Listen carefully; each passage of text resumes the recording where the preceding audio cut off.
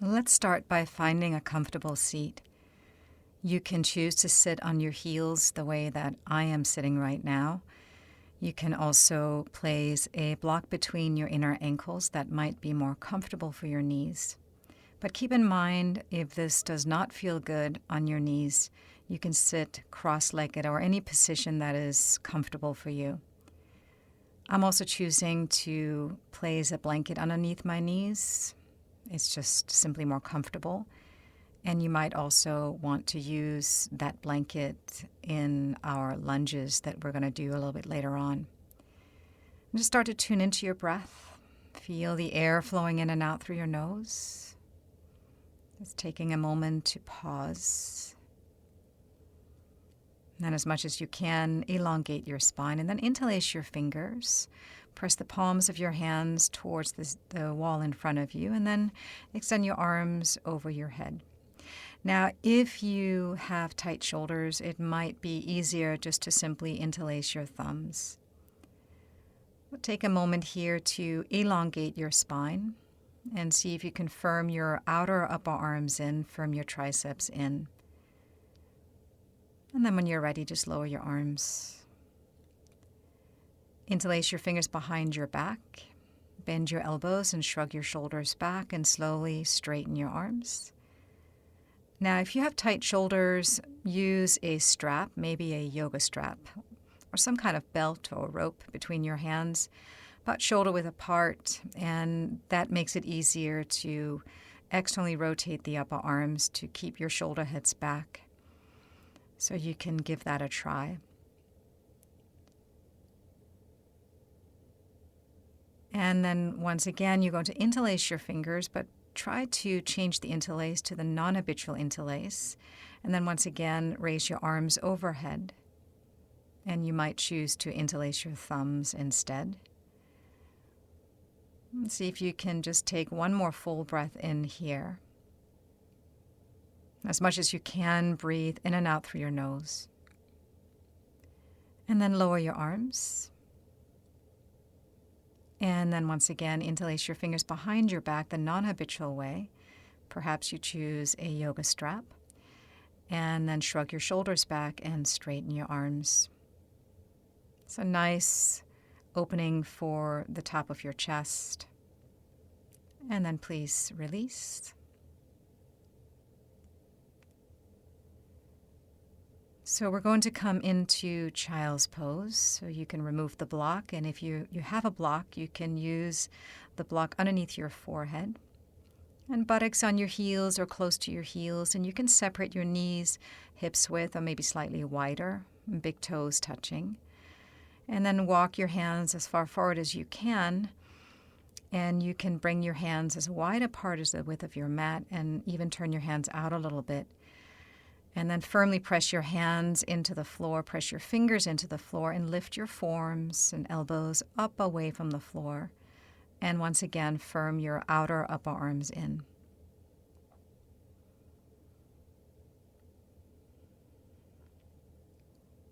And then please go ahead and move forward onto your hands and knees. Remove the block from the mat and then move into downward facing dog and bring your feet as wide apart as the width of your mat. Align the outer edges of the feet with the sidelines of your mat, and then go ahead and bend your knees to more easily elongate your spine. So really helpful if you have tight hamstrings. And then at any point you can choose to straighten your legs and maybe start to bring the heels towards the floor. But keep in mind that it's more important to elongate your spine rather than necessarily bringing the heels to the floor. Align your ears with the inner upper arms. Press through the mounds of your fingers, the circumference, the palm of each hand. And then walk your hands back to your feet. Keep your feet wide. Go ahead and bend your knees.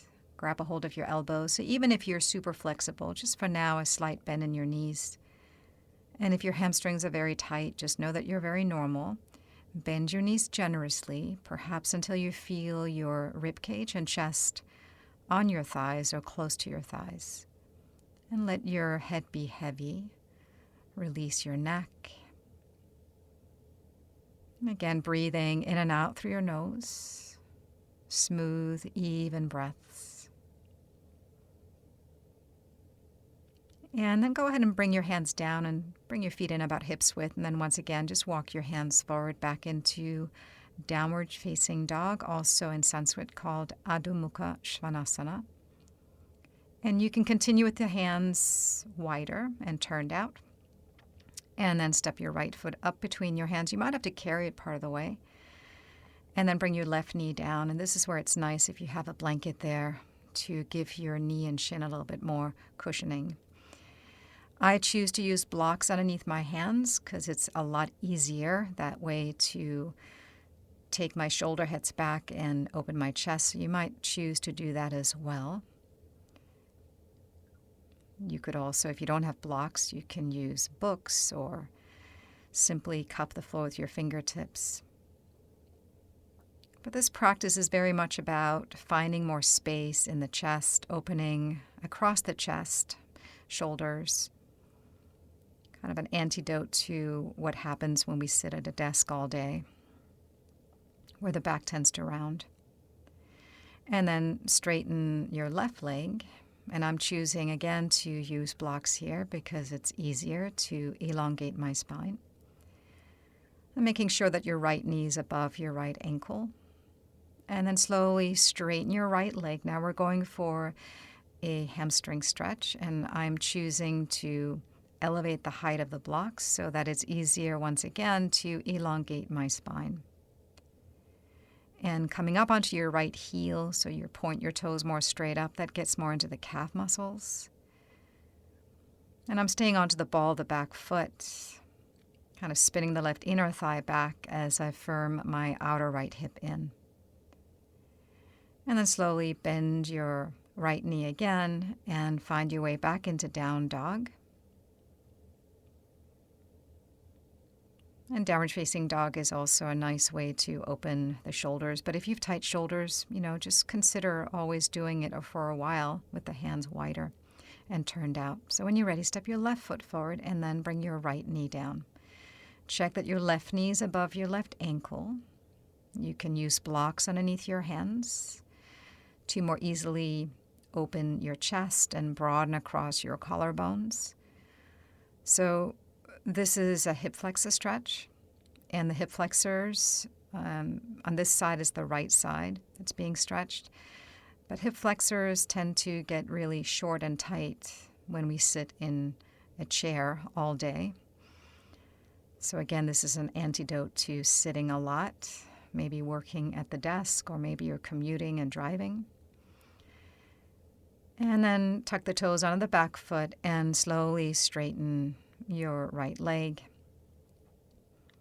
And if you don't have blocks, then at least be up onto your fingertips. You'll find that it's much easier to elongate your spine that way. So I call this the high lunge. Pressing the right thigh strongly up towards the ceiling. Maybe bend the left knee a little bit more. And then when you're ready, straighten your left leg. And come up onto your left heel, so you point your toes more straight up, getting more into the calf muscles. And spin the right inner thigh back, you onto the ball of the back foot. And firm the outer left hip in. And then once again, see if you can elongate your spine. So I'm choosing to raise the blocks to the highest level. You always want to try to meet your body exactly where you're at. So props can be a really good option. So again, we're coming back into the lunge and then moving into Adho Mukha Svanasana, downward facing dog. And then if you're using a blanket, just move it out to the side. And find your way into plank pose. So shift forward until your shoulders are above your wrists. And you can still continue with your hands slightly turned out if you like. And firm your belly, front ribs up towards your back body. And if you have wrist issues, you can always choose to do this on your forearms. And then bring your knees down. And bend your elbows and slowly lower all the way down.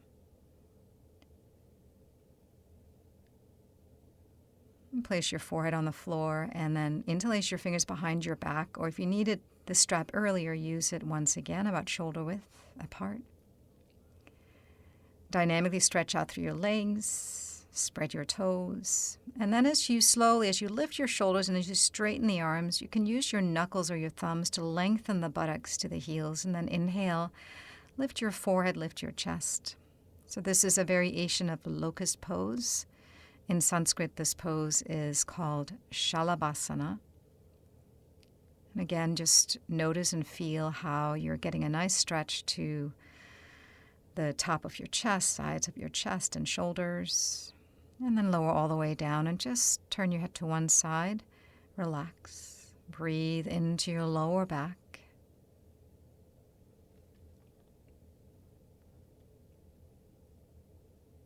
And then come onto your forehead again, then interlace your fingers. Try the non-habitual interlace. Bend your elbows to more easily lift your shoulders, and then straighten the arms. And once again, lift up into a variation of locust. Dynamically stretch out through your legs. Keep your legs nice and strong.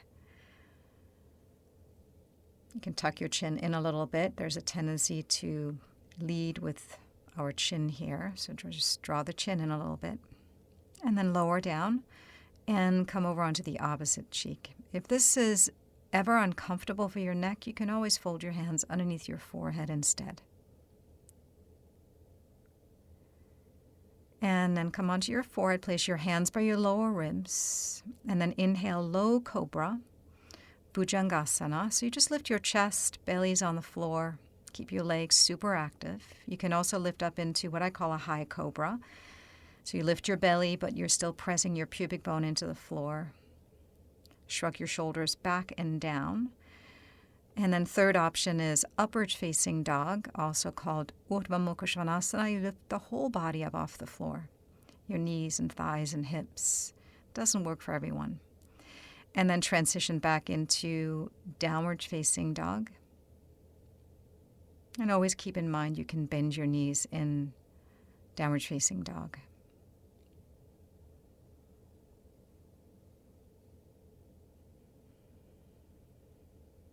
And then please come onto your knees. Come into child's pose.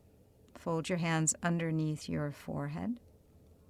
Rest here for a moment and breathe into your back body, your lower back, your back ribs. If this is ever uncomfortable for your knees, you could place a blanket between the heels and your buttocks, the calves and your buttocks, or simply avoid this pose. And then place your hands by your shoulders and then sit up. And now we're going to transition onto our back in a moment. If you have blocks or a block, make sure that you can find them in a moment, reaching for them when you lie down. So have your knees bent, feet about hips width, and parallel your feet and ankles underneath your knees. And then just carefully lie down on your back. Lengthen the back of your neck. And then press your elbows into the floor with your fingertips pointing straight up. I call this robot arms. And press your elbows into the floor and just lift your chest a bit so that you can shrug your shoulders under, but relax your throat. And then lift up into bridge pose. Lengthen the buttocks towards the back of your knees. If this bothers your knees, try to walk your feet forward a little bit. If it bothers your lower back, just choose to not lift quite as high and focus on lengthening the buttocks towards the back of the knees. Now you can choose to interlace your fingers again underneath your back. If you have tight shoulders, tight pec muscles, chest muscles, you can use a strap between your hands like you did earlier, or just simply what I like to do is grab the sidelines of the mat and then slowly lower down.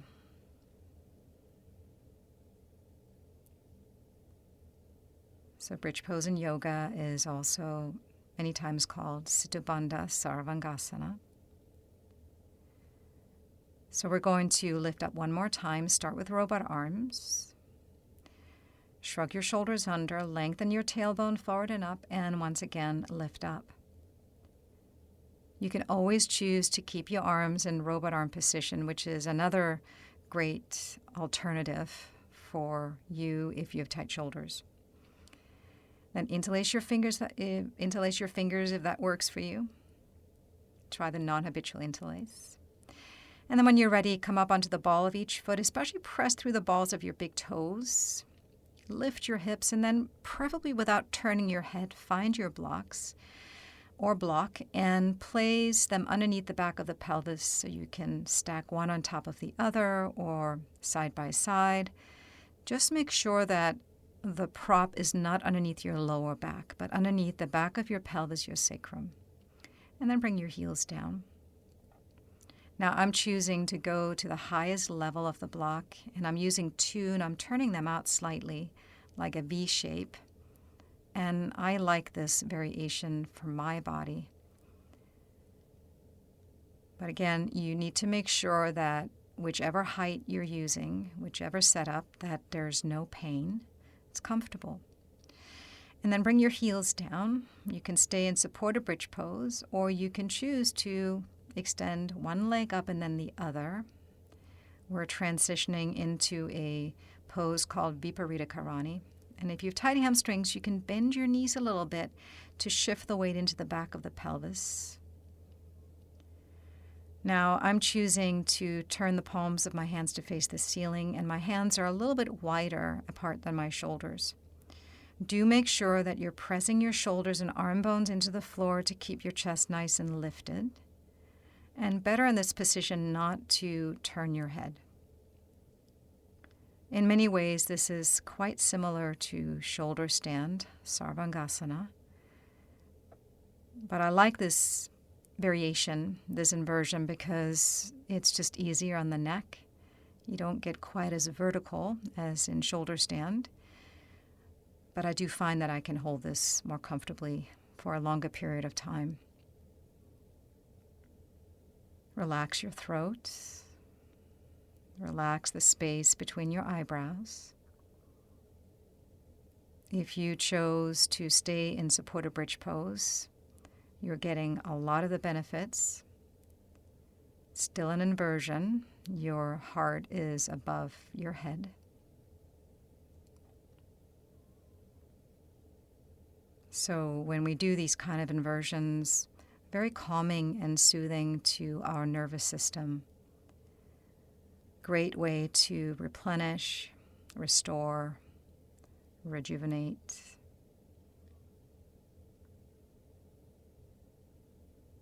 See if you can keep the breath nice and smooth. And there's no rush, but when you are ready, let's transition back to supported bridge. And then come up onto the ball of each foot to lift your heels, lift your hips, and then move the props out of the way. And then stay up, but swing your arms overhead towards the floor. Spin the inner thighs down, but lift your tailbone forward and up. And then very slowly lower down, one vertebra at a time.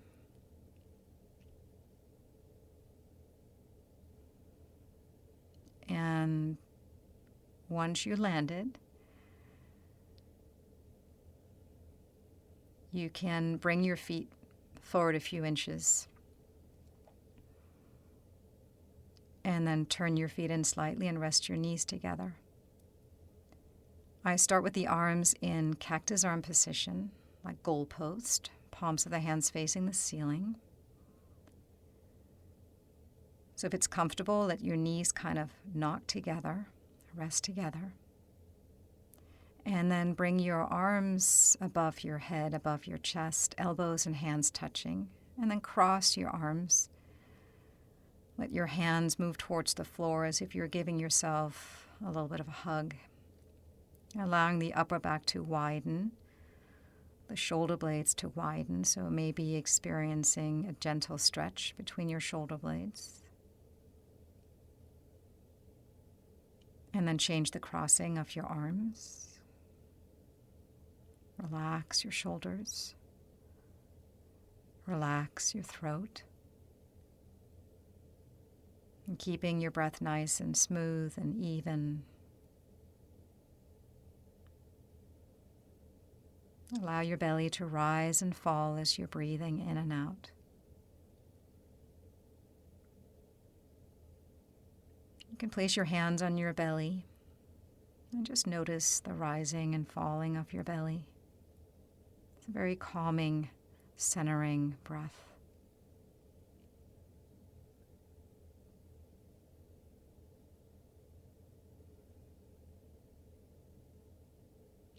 And then bring your feet in closer together and then hug your knees into your chest.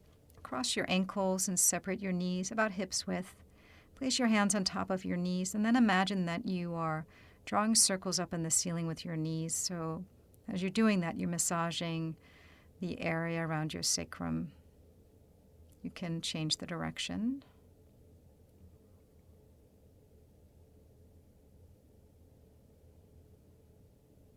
And then just hug your knees into your chest. Maybe change the crossing of your ankles. A big part of yoga is really taking care of ourselves, self-care, slowing down and tuning in.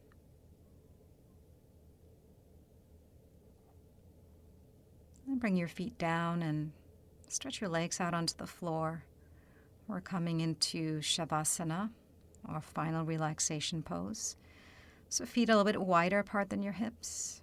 Arms out to the side a bit and turn the palms of your hands to face the ceiling. So this is the more classical position.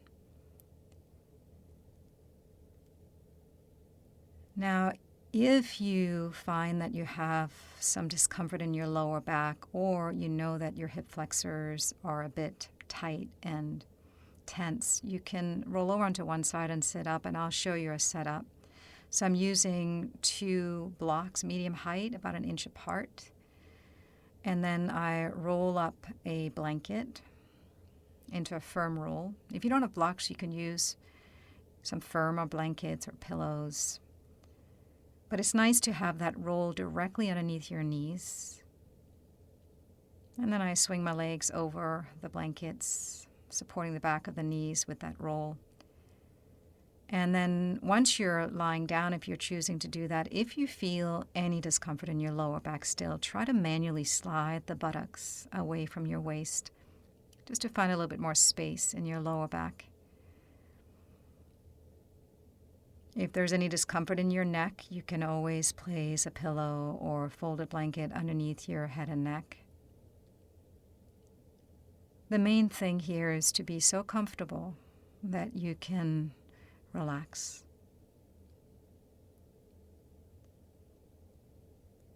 So allow your face to soften.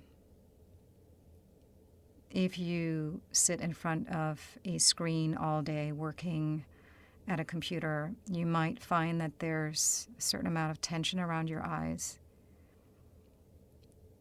So see if you can allow your eyelids to release, to soften down towards your cheekbones. Can you allow your eyes to be still with more of a downward inner gaze, as if you are gazing down into your chest cavity?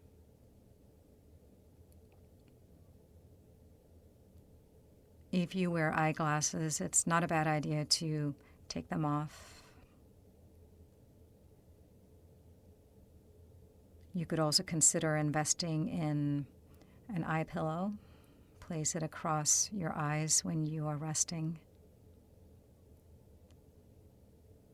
Kind of get a sense of allowing your eyeballs to release down into their sockets.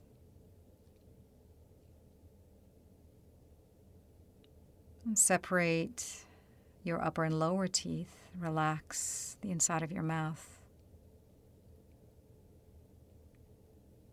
And just for a moment, feel the air flowing in and out through your nose. Not changing the way you're breathing. Just sensing and noticing.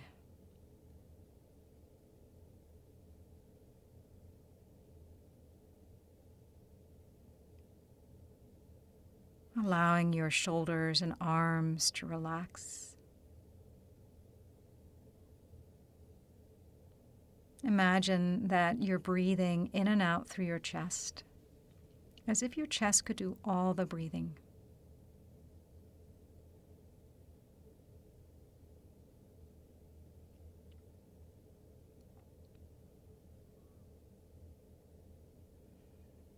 And on your next exhalation, just imagine breathing down into your belly.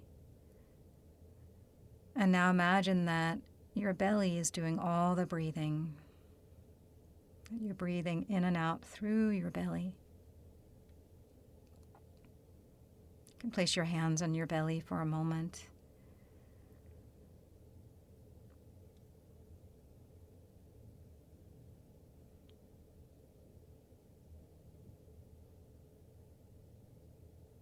Now you can rub your hands together.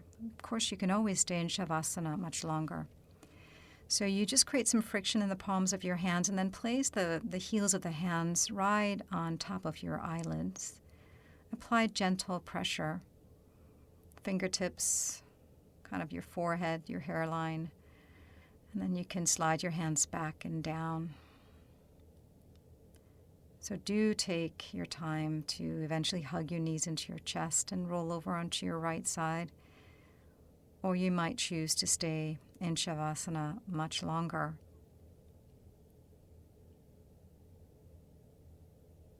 And then slowly find your way up to a comfortable seat.